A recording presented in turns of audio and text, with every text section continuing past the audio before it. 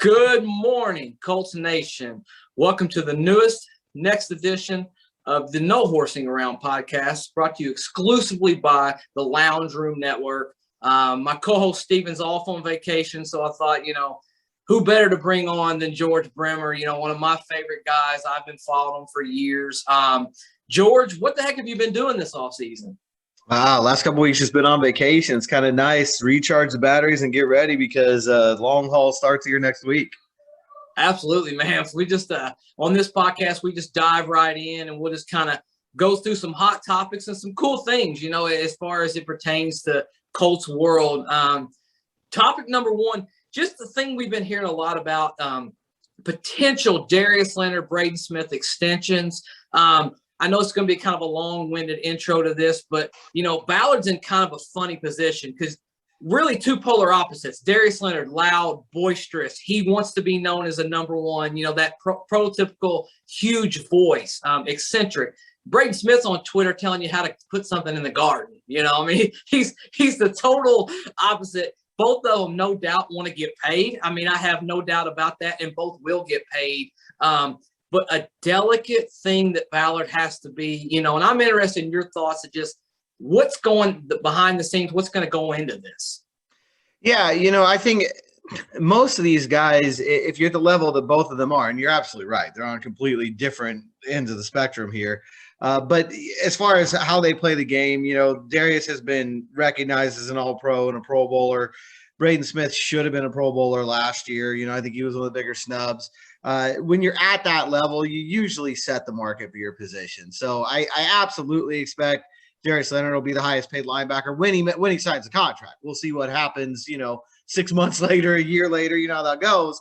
But I think he absolutely will be the highest paid linebacker. It'll be interesting to see where Braden Smith falls.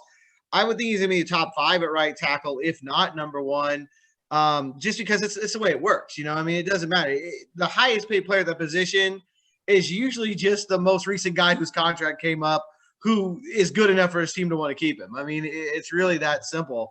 And I think that's why you heard such optimism from Jim Irsay. He said back in April, these are going to get done. It's just a matter of time. And I think that's why. They know they're going to set the market in both cases. And so really now it's just a matter of hammering out exactly where the decimals go.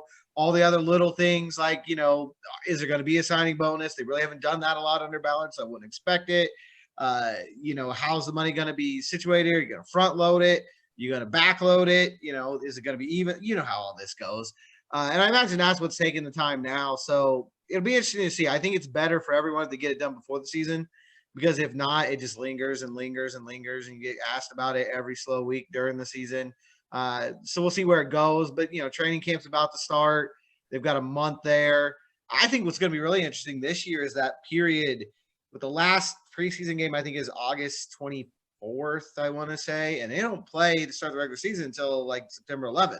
So you've got almost 2 weeks in there now. And it'll be interesting to see how teams use that time from a roster standpoint. Yeah, man, it seems to be interesting. I just have one more thought on that contract before we move on. Do you feel like Ballard feels like one or the other needs to get the deal done first? Like, in other words, it's an ego thing. Braden Smith gets signed first. Does that affect Darius Leonard or vice versa? Does that affect Braden thinking, man, what am I waiting for? Why am I the last man going to get this done? Do you think that Ballard, does that even go into the process? Or do you think this Ballard's just so, entrenched in, this is my process, this is how I handle it, however it works out, it just works out that way? Yeah, I think probably from his standpoint, it's more just, this is the process and however it works out is the way it works out. I'm sure Darius, it matters to him. I doubt Braden Smith cares, honestly. I think he's the guy that his agent will call him one day and say the deal's done, and he might be the last person to know. We'll report it in the media. That happened with Anthony Costanzo one year. We were reporting it to him because he just didn't really pay attention. The agents handle that, and they just go about their business. Darius, though, I'm sure, the way he is, everything's a slight. So I don't know, maybe in some small way, maybe Ballard wants to get Braden done first to see if it makes Darius angry and makes him play for even more this year. Yeah, man, it's gonna be wild. I have never had a problem, George, with a player who talks a big game but backs it up. I mean, that guy is going to come to play. You know that he is the heart of that defense. And I think one thing that stood out to me last year, I was at the game, the Cincinnati game, that started off absolutely horrible. You know, Joe Burrow coming out, we were down 21 points. Darius Leonard in a crowd where it was just almost eerie for 7,500 people to be in there. We could just never get it loud in there. We could just do the fans tried, but that man played and was screaming and just going and playing. The love of football came out of Darius Leonard that day for me. And I thought, wow, man, this guy, he gets it. You know, he's one of the few guys that get it. So yeah, I'm excited for our future. Kind of moving on to the next topic, you know, the Hall of Fame is right around. We got a couple of guys going in. Been a little bit of radio talk about Peyton. You know, there's that fine line with Colts Nation. You know, is he a Colt? Is he a Bronco? He lives in Denver. You know, where are you at? Do you have any type of pulse on that as far as how Peyton's going to handle that come the day of? Yeah, well, you know, I think the good thing about Pro Football Hall of Fame is you just go in as Peyton Manning, so that's kind of a nice thing. You don't have to worry about team distinctions. But I think, you know, I'm not sure how Peyton sees it. I know that he very much considers Indianapolis to be a huge part of his career, as he should. But I think the general public's always going to see him as a Colt. I mean, it was 14 years here, and you know, when you think about Peyton Manning, you think about Indianapolis, and I don't say that as a Colts writer. I say that as an NFL person, as someone who's been around it almost my whole life. Certain guys are just connected to certain things. I don't think about Emmitt Smith as an Arizona Cardinal. I think about him as a Dallas Cowboy, you know, and I think Peyton's a unique circumstance because those 4 or 5 seasons he was in Denver were incredible. You win a Super Bowl, you go to 2, he's an MVP again. He does all these things. And I think they're going to put his number. I think they're retiring his number. I think I saw that, or he's going to the Ring of Honor. You know, he certainly, I think he's got a case as much as maybe any player I can think of off the top of my head for having 2 fan bases that truly claim him. But I think when you just look at that career, I mean, the vast majority of his career was with the Colts. I think he'll always be remembered as a Colt. Yeah, I mean, it'd be hard to believe. George, you ever feel like, you know, Peyton is such a competitor. Do you ever feel like in the back of his mind, it just irks him a little bit that Irsay let him go? You know, I think he's always been very supportive of Colts Nation. He's always been a great ambassador. And when Irsay's called, he's always been there to kind of give his honest feedback. Do you ever feel like there's just a little string in there that thinks, this guy, you know, he let me go, you know what I mean, when he shouldn't have? Yeah, I'm sure there is. You know, I can't imagine there wouldn't be. When you get to that level, when you're Peyton Manning, you're Michael Jordan, you're at that level where you're talked about as one of the all-time best, you're always fueled by any slight, and you always believe that you're going to win. And so, you know, I'm sure in his mind, it probably helped him get back in Denver. I mean, he would have anyway. I'm not saying that Jim Irsay letting him go pushed him in that direction, but I'm sure it's something he thought about every time he was working out, every time he was trying to get that strength back in that neck and in that shoulder. You know, and I think that's one of the big what ifs in the NFL. You know, you go back through it and you look at, you know, what if that game in Washington, what if that hit never happens? What if he never goes down that road with that shoulder? You know, it's a different world in Indianapolis. It's a different world in Denver. The NFL is different in many ways, but to me, I'm sure he's fueled by it. I don't know how you couldn't be, because, you know, everybody understands what the rationale was then. I think out of the 32 teams in the NFL, probably the other 31 would have done the same thing. I mean, at that time, Andrew Luck was the guy. You know, we all know him coming out. And you didn't know what was going to happen with Peyton Manning. It was a good bet he was going to come back if you paid any attention to his career, but it wasn't a sure thing. But I don't think when it's personal as it is to Manning, I don't think he's going to let it that way. Why would he? You know, to me, I'm sure in his mind there was never a doubt, no matter how long the odds were. And so there has to be. But like you said, I don't think it affects any of his interactions with the team going forward. He's been back to training camp. He's been in Lucas Oil Stadium. He's always around when they're having anniversaries or one of his. I'm sure he'll be there for Robert Mathis' induction to the Ring of Honor. But to say that it didn't impact him at all, I think I can't imagine that's true. Yeah, I would agree. So let's pivot over to Edge. I mean, he's going in the Hall of Fame as well. I know in a year that Peyton he's got a statue out front, so it's easy to kind of, I call it, get lost in the sauce. You get caught up in all that. But man, a great running back and a guy who is really.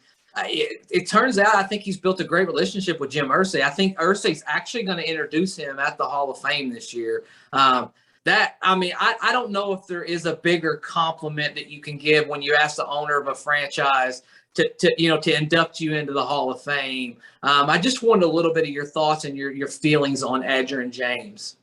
First of all, Mike Chappell says it all the time.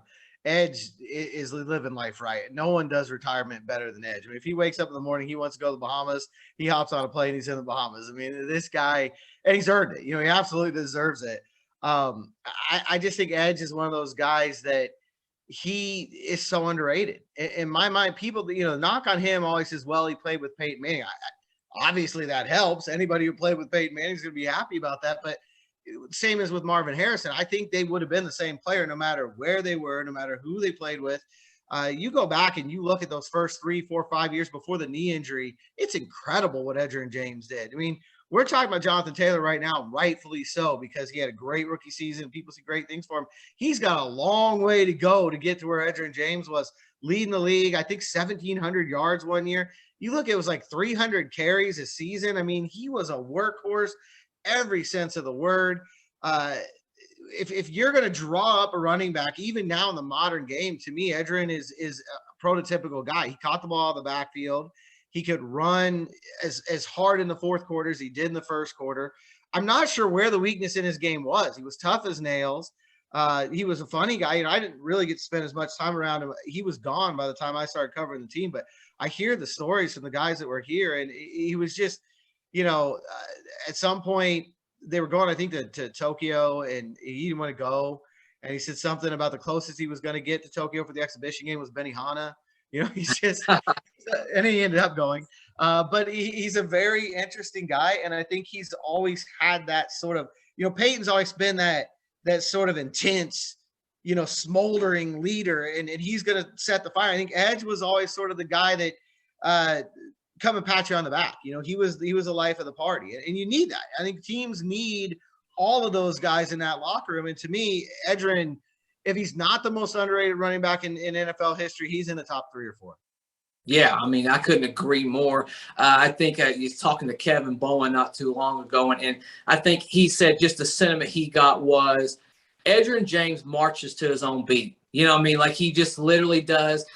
I always remember I was quite a bit younger, when he was in his golden years, but he always wanted to train out in Miami by himself, and I think a lot of people thought, well, is he not a team first guy? It had nothing to do with that. That is Edgerrin James. He wanted to be in his element. He wanted to be comfortable. But when it came time and the lights came on, I mean, you want to talk about a 3-down back, could catch the ball, run the ball, pass block. I mean, it didn't get any better than that. I mean, he was just at the top of his game. So nice to see some Colts that are going in there, and man, this will be a pretty special Canton year, especially if you're Colts fans. I don't know how anybody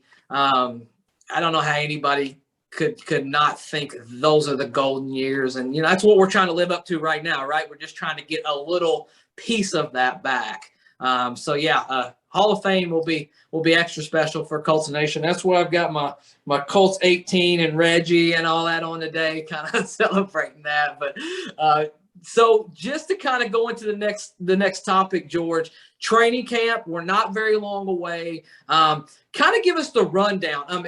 Now, are rookies going to report early? Are we all coming together at the same time? Are we going to how's this going to go this year? Rookies will be there a couple days early. There's no access with that. It's really just to get their feet wet. They get out there, they get on the field a little bit. It's another one of those. They had rookie minicamp this year, which is great because they didn't have it last year. But it gives them a chance to get out there without the veterans and kind of learn how a practice is going to go. So they know they've got to learn things like speed, and contact, and all the sorts of things that go into a day that the veterans just take for granted. The rookies will be out there for a couple of days, kind of hammering that home again a little bit before the vets get in.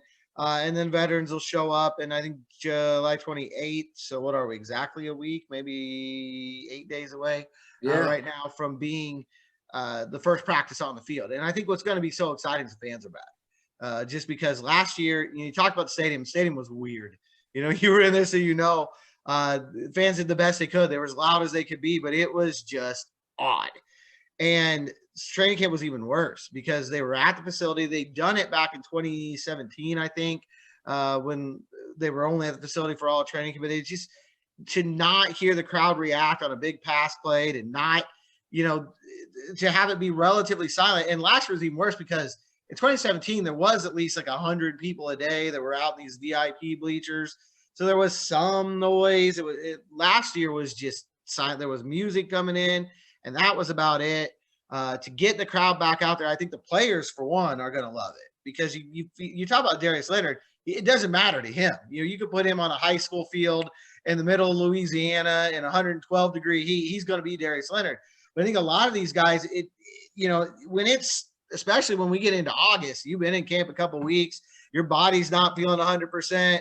You're doing the same drill for the 20th time. Having that crowd there, hearing people shout, I think it's gonna push guys a little bit harder. I think they're gonna feel it across the league. Yeah, I mean, it must be weird getting kind of back to business as usual for you, George. You get to show up, follow the team, get back in your routine again.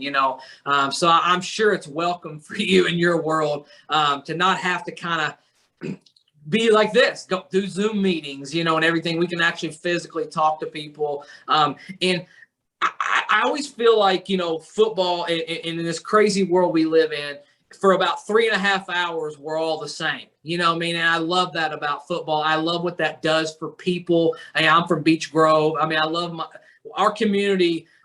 Nothing like waking up on a Sunday morning, going to a speedway, because God knows there's 10,000 of them around the corner, and everybody, big, tall, small, got their Colts stuff on, and they're just so proud of their city that day. And I really love that about especially the city of Indianapolis. So yeah, training camp's going to be amazing. So kind of little put you on the button here.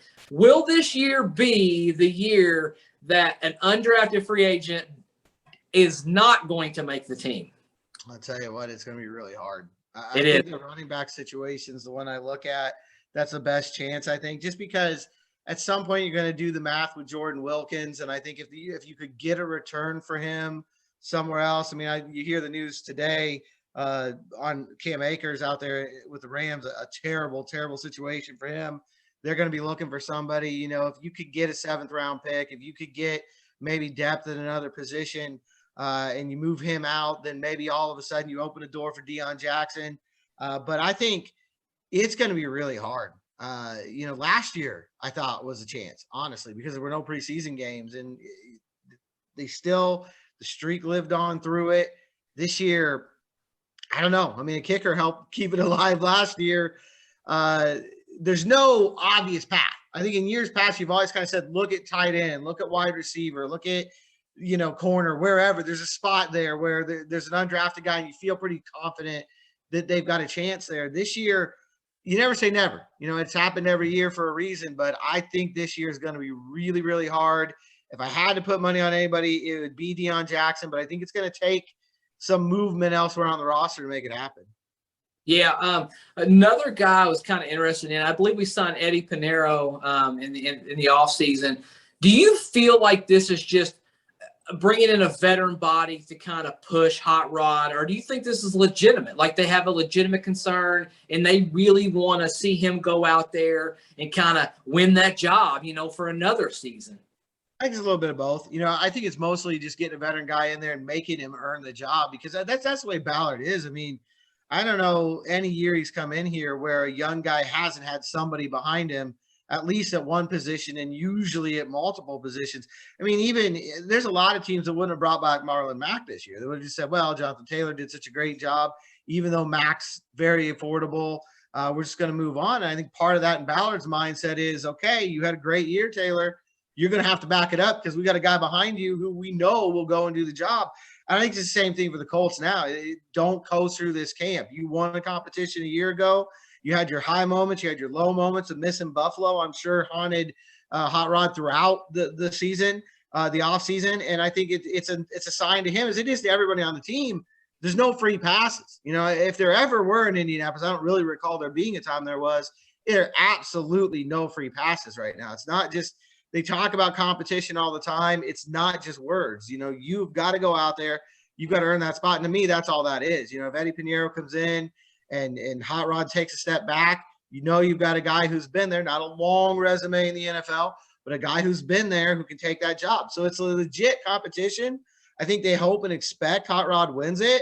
But it's that expectation. You don't just come in and get the job. And even Jacob Eason, I think a lot of people felt like, all right, Jacoby Brissett's gone. It's Jacob Eason's job to lose at backup quarterback. And it may be you still go out and draft Sam Ehlinger, and we'll see what that brings. It's just the way they do business. Yeah, I mean, I think I like that, actually. I think it's just Ballard seems to never want to ever just rest on his laurels. I think one thing that I've really appreciated about Ballard each season, I think there's a learning curve, and he's openly admitted his shortcomings. He'll tell you straight up. He'll say, "Hey, I was too thin at offensive line this year," or I misevaluated this position, which I really like. I just think it's great to just continually just churn that and just kind of. He leaves no stone unturned. I mean, the guy, I don't know how he ever sleeps, honestly. I mean, he just constantly. I'm sure he does. Yeah, I mean, he's just constantly evaluating, these players. He's got a plan A, B, C, D, and F. I mean, he just really does. One guy I'm interested in. Have we heard anything about Eric Fisher and his rehab process? Not a whole lot. They do believe that he's ahead of where Dio Odengbo is, so I think he'll be on the field first. Not very likely, if possibly even impossible, that he'll play week 1. I don't think that's going to happen. It sounds like, for the most part, right now, and this franchise knows as well as anybody, these are fluid situations. You one thing, it's one way in May, it's another thing in July, it's another thing come the season. But right now, the consensus seems to be not much more than a month. They're not putting a timetable on it very particularly because they don't want to have to come back in September and say, hey, it's going to be another month, and then have that whole situation blow back up. But it does seem there's a lot of confidence, a lot of optimism that he'll be back by October. To me, that's one of the big storylines of this year. I mean, we all know Carson Wentz and how he rolls, but that whole how long is Sam Tevi the starting left tackle, to me, is really important. And if it's 4 games, is sort of the conventional wisdom right now. It's 13 games with Eric Fisher. I think you'll feel pretty good about that. It starts getting into 5, 6, 7, 8. We'll see. I go back to 2018. That, to me, is the situation I keep recalling. When Costanzo had the hamstring injury, he got to camp late. He re-injured it again, I think the first or second practice back. He's out for 5 weeks, I believe. And you could tell that offense, that year they had the 1-5 start. That was a different offense without Anthony Costanzo. When he came back in, they opened up the plays a lot more. They took a lot more deep shots. I think you're going to see a similar situation. I think they're in good shape this year because the rest of the line's better. Those 4 guys are set. That line was still coming together in 2018 when Costanzo was out. And then the running game, with Mack and Taylor back there, I think they're going to be able, assuming Max, he was hurt back in 2018 at that time too. He missed most of those first 5 games as well. I think he was at Washington maybe, and that was about it. So they're going to be better equipped to kind of do some different things. But I think you're going to see that offense really change when Fisher's out there. The quicker he can get there, the better. But they've been very clear about it. They're not going to rush him. They feel like they can get by with Tevi. You can give him extra help. You can lean on the running game. You can throw those quick, short passes. Paris Campbell's healthy. He'll probably catch 12 balls a game until Tevi gets back, get that ball underneath, try to break it. But I think – so they're not going to rush him. They don't want to do that. But at the same time, I think everybody realizes you're not really the team you're going to be until you get Eric Fisher on the field. Yeah, I think they're playing the end game for sure as far as that goes. Ballard obviously was a big part of bringing him into Kansas City. So and he always seems to kind of go back to, to what he knows. It's just him and Frank. They've got this past, and they always kind of pull that back and bring that into Indianapolis, which is very good. So all eyes on Carson Wentz, right? Training camp, the man's going to get questions. Can he do it? Can he turn his season around? My question for you is, what are the reasonable expectations for Carson this year? Because I think Colts have expectations, fans do, but then the organization has expectations, and I think they're probably a little bit different. Yeah, I think reasonably that they'd like to see him play at least at the 2019 level where he was at in Philadelphia. Maybe top 12, top 10, if you can get in that range, as far as quarterback goes. He's obviously got to cut down the turnovers. I mean, I'm not breaking any news there. That's the number one thing. You can't turn the ball over the way he did in the sloppy turnovers. Sure, he was probably forcing things. His mechanics got all wonky on him. And I think I'm interested right now because everything you've heard so far is good, but it better be. If it wasn't, there'd really be a problem right now. But, he's made an effort to reach out to his teammates. He's gone out into Texas. He's brought in the receivers, especially the young guys, the tight ends, working with them in the offseason. You like to see that. That's the kind of leadership you want to see.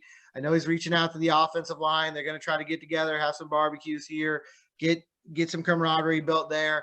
But I think the most important thing is he's been out there working with Adam Dedeaux, rebuilding that fundamental base. To me, of all the things you've heard from the offseason, that's the best thing because that means he's willing to put the work in. And that's the biggest question. I think when you see what happened last year in Philadelphia, your very first, everybody's thought goes to, is he broke? Is he capable of getting back to where he was? Well, we're not going to be able to answer that until the season starts. But we know he's willing to put in the work. There's still enough fight in him that he's out there. He's rebuilding himself from the ground up. He's got the guy who was with him at the start of his NFL career, who had that 2017 season with him in Frank Reich. I think Marcus Brady's underrated as a quarterback guy. I mean, you think about what he's had to do in his time here as a quarterback's coach. I think he's done a really good job from Andrew Luck to Jacoby Brissett to Phillip Rivers of kind of playing the guy's strengths. I think him being the offense coordinator is going to work. I think that bringing in Scott Milanovic is interesting because of his history with both Frank Reich and Marcus Brady. So I think the voices are going to be the same in that room and yet different because now you bring in a guy in Scott Milanovic who's got a lot more experience in Canada, who's been in Jacksonville and seen the way they did things with Blake Bortles there. A lot of that was bad, but you go back to that 2017 postseason run, they did some interesting things that will translate to Carson Wentz in terms of using his legs, being an athlete, doing things like that. I think it's going to be interesting to see because I don't think it's going to be any version of Carson Wentz that we saw in Philadelphia. I think it's going to be an Indianapolis version. You've got a better running game. You got a better offensive line. I think they feel like with Michael Pittman, you have sort of your Alshon Jeffrey receiver. And then between Hilton and Campbell, you get a Deshaun Jackson there between the two of them. You can make that work. It'll be interesting to see. It all comes down to, can Carson Wentz cut down on the turnovers, make good decisions, and take the cape off? I feel like the weight of the franchise was on his shoulders from the minute he was drafted. Everything they gave up to bring him into Philadelphia, he couldn't just be a quarterback. He had to be Superman. The Colts are telling him very, very clearly, that's not what we need. Go out there, make good decisions, make plays when there's opportunities, but don't play hero ball. And it'll be interesting to see how he adjusts to that. I think it took Phillip Rivers about a month last year to kind of get used to that idea of, what? I don't have to be Superman. I don't have to hold the ball for 30 seconds. I can throw it away. We'll punt, the defense will hold. It'll be interesting to see. When Luck was here, when Matt Hasselbeck was here, I remember one of the things, I don't think Matt Hasselbeck coined this phrase, but I remember one of the things he said again and again, you'll never go broke taking a profit. And his whole point was, we all know Andrew would hold on to the ball, throw into triple coverage. He had his moments that Carson Wentz has.